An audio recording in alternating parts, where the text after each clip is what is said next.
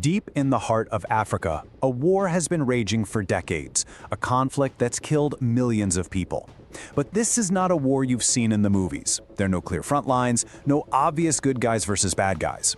So to really understand what's happening in the Democratic Republic of the Congo, we've got to forget pretty much everything we think we know about war. So what does a war with hundreds of sides even look like? Well, in the eastern DRC, it's this incredibly chaotic patchwork of armed groups. Each one controls a tiny piece of a constantly shifting puzzle. Alliances can be made and broken in a single day. You even have rebel groups working with the national army. It's an absolute mess. But, and this is the key, there is a kind of logic to all the chaos. In a typical war, you've got two sides fighting to take control of the government to win the whole country.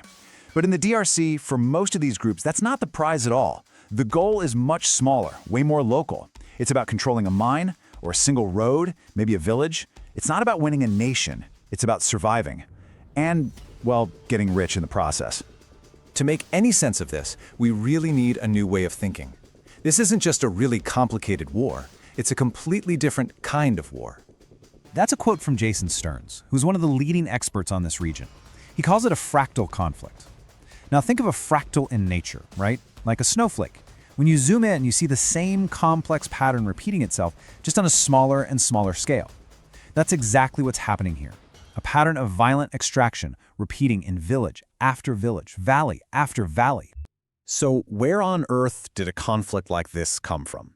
Well, the roots go deep. All the way back to how the country was created.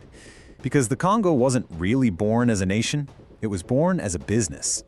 Way back in 1885, King Leopold of Belgium didn't build a country, he built a giant private company designed to funnel resources like rubber and ivory back to Europe. And even after independence, that basic structure never really changed. Even when the massive Great War of Africa happened in the 90s, the fight was still, for the most part, a conventional one about who was going to control this extractive state. And this is the most crucial point to understand. The entire state was basically built like a pipeline, designed to suck resources out of the country, not to provide services or security for the people living there. That legacy, this hollowed-out state, is the foundation for all the chaos we see today. Okay, so how did we get from that huge conventional war in the 90s to the fractured mess we see now? Well, the really big shift happened in the early 2000s, when one single strategic decision changed everything. So here's how it all went down. A new rebellion pops up, and the official Congolese army, frankly, was just too weak and disorganized to fight it. So, the government made a fateful choice. It started arming dozens of these small, local self-defense militias that were already around to protect their communities. They just pumped weapons into the region, and it kind of worked. The rebellion was stopped. But the consequence was enormous. Now there were hundreds of newly armed and battle-hardened groups all across the eastern part of the country. And with that, the game completely changed. For these small local groups, taking over the entire country was, well, it was impossible. They were way too small.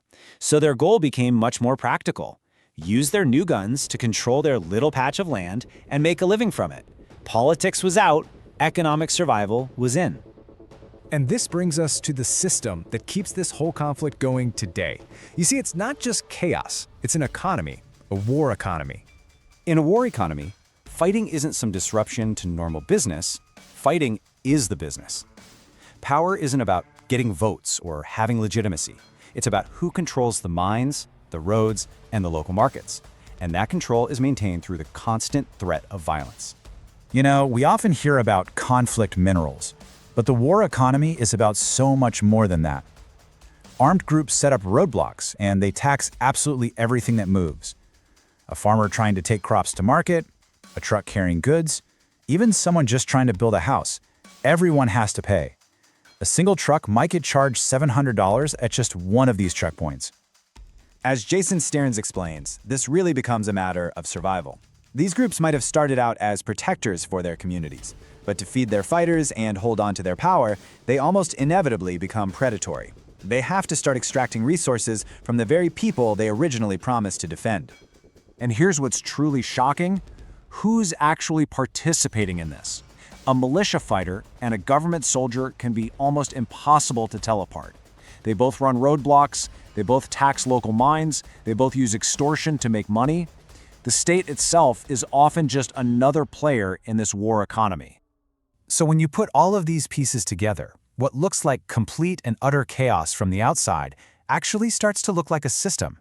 It's a brutal, violent system, for sure, but it has its own twisted kind of order. Let's picture that chaotic map again, but let's think of it in layers. On the bottom layer, you've got the resources, hundreds of these small-scale gold mines. On top of that, you've got the layer of over 100 armed groups controlling those mines and the roads connecting them.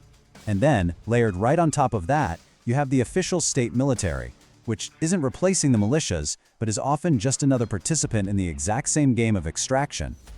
And at the heart of all of this is a really simple failure. The state can't provide the most basic thing a state should provide: security. And into that vacuum, hundreds of armed groups have stepped in. Like Jason Stearns says, the real core challenge is rebuilding a state that can actually protect its own people. This brings us to the conclusion. Because once you understand this system, you realize why it's so incredibly difficult to fix and why it's such a profound generational challenge for the people of the DRC. But there's this huge paradox at the heart of this conflict. The war economy is brutal, absolutely. But for millions of people, it's the only economy there is. It's how they feed their families, and that's why simple solutions, like boycotting conflict minerals, can often backfire. You can't just shut the whole system down without having something better to replace it with. So we're left with this enormous question. When the entire system of violence and extortion has become the economic engine for a whole region, how do you even begin to build peace? It's a challenge that defies any easy answers, and it's one that the people of the Congo have been living with and dying with for generations.